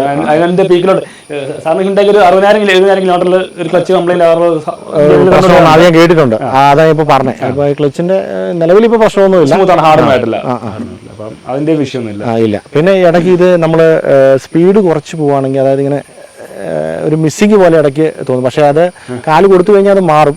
6 ഗിയർ ഉള്ളത് കൊണ്ടായിരിക്കും മേ ബി അതിന്റെ ഡിസ്പ്ലേസ്മെന്റ് വല്ല ഇഷ്യൂ. സ്പീഡിന്റെ ഡിഫറൻസ് പെട്ടെന്ന് വരുമ്പോഴത്തേനും ചെറിയൊരു ഒരു തുള്ളക്കം പോലെ എന്ന് നമ്മൾ പറയും. അങ്ങനെ ഒരു ചിലപ്പോൾ ഇടയ്ക്ക് കാണിക്കും. അപ്പോൾ നമ്മൾ പെട്ടെന്ന് ടെൻസ്ഡ് ആവും, എന്തെങ്കിലും മിസ്സിങ് വരുന്നതാണെന്ന് ഓർക്കാം. അപ്പോൾ നമ്മൾ ജസ്റ്റ് മാറി അത് നമ്മൾ ചിലപ്പോൾ അറിയാതെ നമ്മൾ എന്തെങ്കിലും ആലോചിച്ച് വണ്ടി ഓടിച്ച് പോകുമ്പോഴായിരിക്കും അത് വരുന്നത്. അതൊക്കെ ഉള്ളൂ. വേറെ വണ്ടിയുടെ കാര്യത്തിൽ യാതൊരുവിധ പ്രശ്നങ്ങളും ഇല്ല. വണ്ടി നോക്കി നടത്താൻ അറിയാവുന്ന ഒരാളാണെങ്കിൽ അവർക്ക് തീർച്ചയായിട്ടും മേടിക്കാം. ഞാൻ പറഞ്ഞില്ലേ, പഴയ ഡീസലുകാർക്ക്, പഴയ മാരുതി ഡീസലുകാർക്ക് പറ്റിയ വണ്ടിയാണ്. തിരിച്ചു വരാനുള്ള വണ്ടിയാണ്. അത് ഇനി എത്ര കാലം ഡീസൽ കാണുമെന്ന് നമുക്ക് അറിയത്തില്ല. അപ്പോൾ ഉള്ള സമയം കൊണ്ട് ഓടിച്ചു തീർക്കാനാണെങ്കിൽ ഓടിച്ചു തീർക്കാം, മാക്സിമം എൻജോയ് ചെയ്യുക, അത്രേ ഉള്ളൂ. ഒരു 5 വർഷം കഴിഞ്ഞ് ഡീസൽ പറ്റിയെന്ന് സർക്കാർ പറയുകയാണെങ്കിൽ നമുക്കൊന്നും ചെയ്യാനില്ല. നമുക്ക് ഒറ്റയാൽ പട്ടാളമായിട്ട് പോകാൻ പറ്റുമല്ലോ. അപ്പം ആ സമയം വരെ ഓടിച്ച് ആസ്വദിക്കാൻ ഒരു വണ്ടി. ഹാപ്പി തന്നെയാണ്. സർവീസ് പാർട്ട് ഒരു പരിധി വരെ, ഒരു സർവീസിനാണെങ്കിൽ പോലും ഒരു 100-ൽ മാർക്ക് എടുക്കുവാണെങ്കിൽ ഒരു 60 രൂപ മാർക്ക് കൊടുക്കാം. കുഴപ്പമൊന്നുമില്ല. ഫെയർ, കുഴപ്പമൊന്നുമില്ല. ഇതുവരെയായിട്ടും പ്രശ്നമൊന്നുമില്ല. പിന്നെ നമ്മൾ അത്രയും കണ്ണിങ്ങായിട്ട് നിൽക്കുന്നതുകൊണ്ടാട്ടോ, നമ്മൾ അത്രയും കീറി മുറിച്ച് നോക്കി നിൽക്കണം. നമ്മൾ ചുമ്മാ ആരും വിശ്വസിക്കരുത് വണ്ടിയുടെ കാര്യത്തിൽ. വണ്ടിയുടെ കാര്യത്തിൽ നമ്മൾ ആരും വിശ്വസിക്കരുത്. വണ്ടി എവിടെ കൊടുത്താലും എന്ത് ചെയ്താലും നമുക്കതിലൊരു നോട്ടം വേണം. അതിൻ്റെ അകത്ത് നമ്മൾ ചോദിച്ചുകൊണ്ടിരിക്കണം. കാരണം പൈസ കൊടുക്കുന്നത് നമ്മളായതുകൊണ്ട്. അപ്പം ഒരു മിഡിൽ ക്ലാസ് എന്നുള്ള രീതിക്ക്, നമ്മൾ സാധാരണക്കാരെന്നുള്ള രീതിക്ക് നമ്മൾ ചിന്തിക്കണം, നമ്മൾ ചോദിക്കണം. കാരണം നമ്മളൊരാളെ ബ്ലൈൻഡായിട്ട് വിശ്വസിച്ച് ഈ വണ്ടി എന്ന് പറഞ്ഞ സാധനങ്ങളെ കൊടുത്താൽ അവർ തരുന്ന ബില്ല് അതനുസരിച്ച് കൂടും. തീർച്ചയായിട്ടും. എൻ്റെ അച്ഛൻ പറയായിരുന്നു ഇപ്പോഴേ, വണ്ടി പണിയാൻ കൊടുക്കുമ്പോൾ അച്ഛൻ എന്നും രാവിലെ പോകും. വണ്ടി പണിയാൻ കൊടുത്തേക്കില്ലേ, പിന്നെ എന്തിനാ പോകുന്നത്? നോക്കണം. എടാ, നമ്മൾ പോയി നിന്ന് വണ്ടി പണിയിച്ചാലേ പണിയുന്നവരും പണിയുള്ളൂ, നമുക്ക് സമയത്ത് വണ്ടിയും കിട്ടുള്ളൂ. അതിപ്പം പഴയ വണ്ടികളായിരുന്നപ്പോഴും അത് കൊടുക്കുമ്പോൾ രാവിലെ കൊടുത്തിട്ട് ഞാൻ നിൽക്കും. ഇന്ന് എഞ്ചിൻ ചുമ്മാ നോർമൽ സർവീസ് കൊടുക്കുവാണെങ്കിൽ പോലും നിൽക്കും. എന്നിട്ട് ഒരു ഉച്ചയാകുമ്പോഴത്തേനും പോവും. അത് വൈകുന്നേരം ആകുമ്പോഴത്തേനും അത് മേജർ എഞ്ചിൻ ഓയിൽ കാര്യങ്ങൾ ഇതൊക്കെ മാറുന്നൊക്കെ ഒന്ന് കണ്ട് സംഭവങ്ങളൊക്കെ ഒന്ന് പഠിച്ച് ഇതിന് വേറെ വല്ല കുഴപ്പങ്ങളുണ്ടോ നോക്കി അങ്ങനെയൊക്കെയായിരുന്നു. പിന്നെയും ഈ പാലയിലൊക്കെ കൊടുക്കുവാണെങ്കിൽ പിന്നെ നമുക്കൊരു വിശ്വാസമുണ്ട്, അറിയാവുന്ന ആൾക്കാരായതുകൊണ്ട് ഇത്ര രൂപ ബില്ല് വരത്തുള്ളൂ നമുക്കറിയാം. അത് ആ ക്യാപ്പിങ് കറക്റ്റ് ആയിരിക്കും. ആ പൈസ തന്നെ കഴിഞ്ഞ തവണ മേടിച്ച പൈസ തന്നെ ഇത്. പിന്നെ അവർ ഈ കമ്പനിക്കാർ പറയുന്ന പോലെ ഒരു സാധനം പോവാറായി മാറണമെന്ന് പറയത്തില്ല. പോയി കഴിഞ്ഞാൽ അവർ മാറണം, അത് കുറച്ചുകൂടെ പൊക്കോളും, കുഴപ്പമൊന്നുമില്ല, അത് പൊക്കോളും, മാക്സിമം യൂട്ടിലൈസ് ചെയ്തിട്ട് മതി എന്ന് പറയും. പക്ഷേ കമ്പനിക്കാർ അങ്ങനെയല്ല, ഇത്ര കിലോമീറ്റർ ആകുമ്പോൾ ഇത് മാറണം, റീപ്ലേസ് മാത്രമല്ലേ ഉള്ളൂ. അപ്പോൾ അതിൻ്റെ ഒരു ഇതുകൊണ്ട് കമ്പനി ഡീലർ വൈസ് ഈ പറഞ്ഞ 70 മാർക്ക് വണ്ടിക്ക് 100 മാർക്കും വേണമെങ്കിൽ ഞാൻ കൊടുക്കും. തീർച്ചയായും കൊടുക്കും അല്ലേ? സാറ്റിസ്ഫൈഡ് ആണ്. വേറെ വിഷയങ്ങളൊന്നുമില്ല. ഈ പറഞ്ഞ ഈ സെൻസറുകളുടെ പ്രശ്നം ഭാവിയിൽ ഉണ്ടാകുമോ എന്ന് നമുക്ക് പറയാനോ ഇപ്പോൾ പറ്റിയല്ല. അത് മേ ബി വരുമായിരിക്കും. അടുത്ത എക്സ്പെക്ട് ചെയ്യണം. അത് എക്സ്പെക്ട് ചെയ്തുകൊണ്ടാണ് ഞാൻ ഓടിക്കുന്നത്. ഞാൻ പറഞ്ഞല്ലോ ഓൾറെഡി, ഇനി വണ്ടി മേടിക്കുമ്പോൾ നമ്മൾ എപ്പോഴും അതിൻ്റെ ഒരു ചെലവ് നമ്മൾ പ്രതീക്ഷിക്കണം. പണ്ടൊരു വണ്ടി മേടിച്ചിട്ടുണ്ടെങ്കിൽ ഒരു തലമുറ ഉപയോഗിക്കാൻ മുമ്പേ പറഞ്ഞ പോലെ നമുക്ക് അത് ഇനി പ്രതീക്ഷിക്കാൻ പറ്റിയല്ല. ഇന്ധനം മാറി, വണ്ടിയുടെ സിസ്റ്റങ്ങൾ മാറി, ഓരോ സംഭവങ്ങൾ മാറി വന്നുകൊണ്ടിരിക്കുന്നത് കൊണ്ട് നമുക്ക് അങ്ങനെ ഉപയോഗിച്ചുകൊണ്ടിരിക്കാൻ പറ്റില്ല. അതൊക്കെ നമ്മുടെ യോഗം പോലെ ഇരിക്കും. തീർച്ചയായിട്ടും നല്ല വണ്ടി കിട്ടുക എന്നുള്ളത്. പിന്നെ ചില വണ്ടിക്ക് കംപ്ലൈന്റ് വരാൻ തുടങ്ങിയാൽ സ്ഥിരം കംപ്ലൈന്റ് ആയിരിക്കും.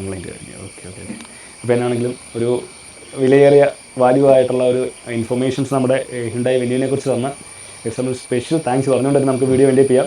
എന്നാണെങ്കിൽ നമുക്ക് ലോങ് ടൈം റിവ്യൂസ് ഇനിയും ചെയ്യാനുള്ള സാഹചര്യങ്ങൾ ഉണ്ടായിട്ട് പുതിയ വണ്ടികൾ എടുക്കട്ടെ. ഞങ്ങൾ സ്പെഷ്യൽ താങ്ക് യു. വീണ്ടും കണ്ടുപിടിക്കാം.